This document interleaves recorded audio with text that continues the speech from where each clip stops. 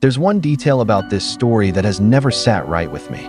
Not the carnival, not the clowns, not even the fact that a grown man dressed as a clown approached a 12-year-old kid after dark.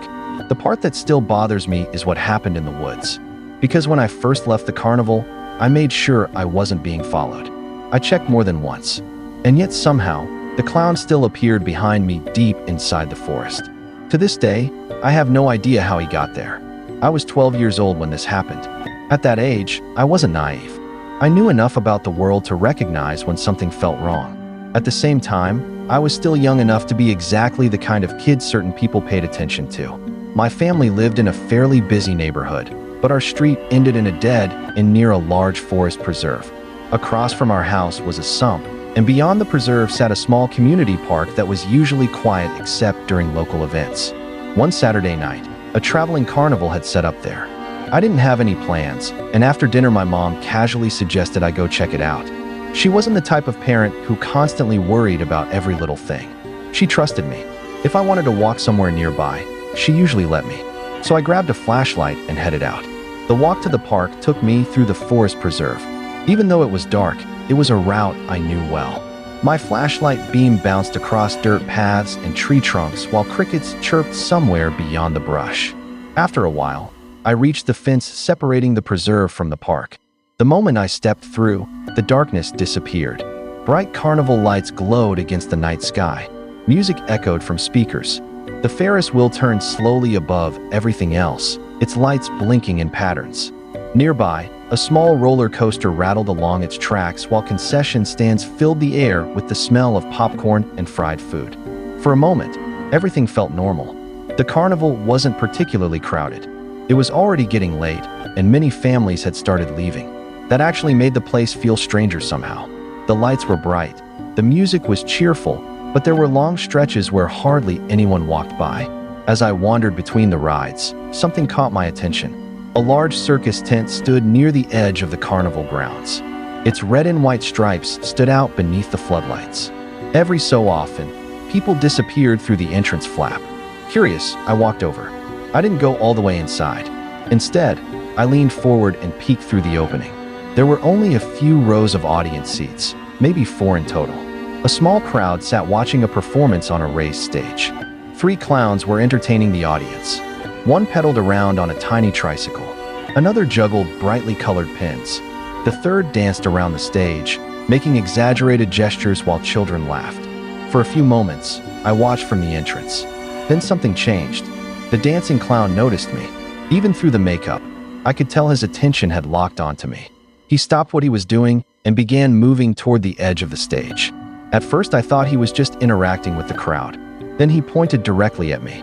He waved his finger repeatedly, motioning for me to come closer. Maybe he wanted me to participate in the act. Maybe he wanted me to come on stage. I honestly didn't know. What I did know was that every instinct in my body told me not to move another step toward him. Something about the way he stared at me felt wrong. Not playful, not funny. Wrong. I immediately backed away from the tent. The clown remained near the front of the stage, still watching. I turned and disappeared back into the carnival crowd. Eventually, I ran into a friend near one of the game booths. We spent the next half hour playing games, talking, and wandering between attractions. The encounter at the circus tent slowly faded into the background, or at least I thought it had, because by the end of the night, I was about to discover that the clown hadn't forgotten me. The carnival began shutting down shortly afterward. One by one, rides stopped operating. Employees started closing booths. Families drifted toward the exits. The excitement that had filled the park all evening slowly dissolved into the cool night air.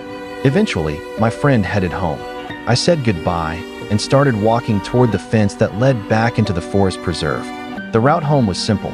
Cross the fence, follow the trail through the woods, walk about half a mile, then I'd be back in my neighborhood.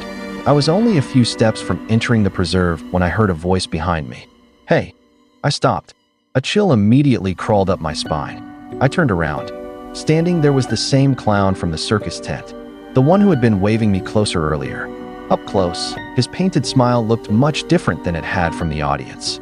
The makeup seemed unnatural under the carnival lights. His expression never changed. His eyes simply stayed fixed on me. He casually asked if I wanted to see the backstage area of the circus tent. According to him, there were all kinds of interesting things visitors weren't allowed to see. The offer came across as friendly, but there was something beneath it that felt deeply unsettling. I answered immediately, "No, not maybe, not later, just no." Then I turned around and walked straight into the woods. As soon as I crossed into the preserve, I kept glancing over my shoulder. Every few seconds, I expected to see him following me, but he wasn't. Each time I looked back, he remained standing near the fence, watching, not waving, not speaking, just staring. The painted smile never moved. The sight was disturbing enough that I picked up my pace. Soon the carnival lights vanished behind the trees. Only darkness surrounded me now. The beam from my flashlight cut through the forest while branches swayed gently overhead. When I was finally certain the clown couldn't see me anymore, I broke into a run. Not because I knew I was in danger, because I wanted to put distance between myself and whatever that guy's intentions had been. Even then, I had no plans to tell my mom. I loved the freedom she gave me, and I worried that telling her about a creepy clown approaching me might be the end of late-night adventures forever. The trail home stretched ahead through the darkness. Normally, I enjoyed walking through the preserve. That night felt different. The further I got from the carnival, the quieter everything became. The distant music had faded completely. Only the sounds of insects and rustling leaves remained. I continued deeper into the woods. My flashlight illuminated patches of dirt, roots, and low-hanging branches. Every now and then, I glanced behind me. Nothing. No movement. No footsteps. No clown. Eventually, I relaxed a little. I estimated I was roughly 3/4 of the way home. Just a few more minutes, and I'd be back in my neighborhood. Then I heard it. A sound behind me. I can't even remember exactly what it was anymore. What I do remember is the immediate feeling that hit me the moment I heard it. Pure dread. The kind that arrives before your brain has time to explain why. My stomach dropped. Every muscle tightened. Slowly, I turned around. For a second, all I saw was darkness. Then a figure emerged. The clown. He stepped out from between the trees and into the edge of my flashlight beam. I froze. My mind instantly jumped back to the fence. Back to the moments when I had repeatedly checked to make sure he wasn't following me. I knew he hadn't been there. I knew it. Yet somehow he was standing behind me anyway. Closer than he should have been. Closer than any stranger had a right to be. He didn't say anything. He just kept moving toward me, one step at a time. The darkness seemed to close in around him. The forest suddenly felt much smaller, much more dangerous.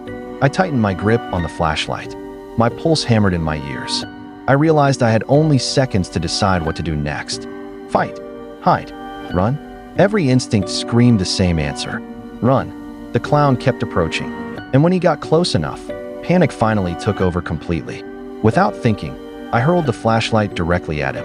The beam spun wildly through the darkness before disappearing. I didn't wait to see whether it hit him. The second it left my hand, I turned and sprinted. Branches whipped past me. My shoes slammed against the trail. My breathing became ragged almost immediately. Behind me, I heard movement. Fast movement. The clown was running too. Every terrifying possibility raced through my mind. Who was he? Why had he followed me? What would have happened if I had accepted his invitation to see the backstage area? I didn't know, and I wasn't about to find out. I pushed myself harder. The darkness around me blurred as adrenaline took over. The trail seemed endless. Every second felt stretched. Every sound behind me felt closer. I could hear him somewhere back there, close enough to keep me running at full speed, far enough that I couldn't tell exactly where he was. The fear was overwhelming. At 12 years old, I had never run so hard in my life. My lungs burned. My legs ached, but I refused to slow down. Then, finally, I saw something through the trees. The road. The edge of the preserve. Safety. The moment it became visible, something changed. The sounds behind me stopped getting closer. A few moments later, I heard what sounded like someone turning around. Then nothing. No footsteps. No pursuit. Only silence. I didn't stop to verify it. I burst out of the woods and continued all the way home. By the time I reached my front door, I was gasping for air. My chest felt like it was on fire. When I stepped inside, my mom immediately noticed something was wrong. She asked why I looked exhausted, why I was breathing so hard. For a moment, I considered telling her everything. The clown, the invitation, the chase through the woods. But fear of losing my freedom won out. So I lied. I told her I had jogged most of the way home. She accepted the explanation, and that was the end of the conversation. The strange thing is that nothing ever came of it afterward. I never saw the clown again. No one ever mentioned anything unusual. Life simply continued.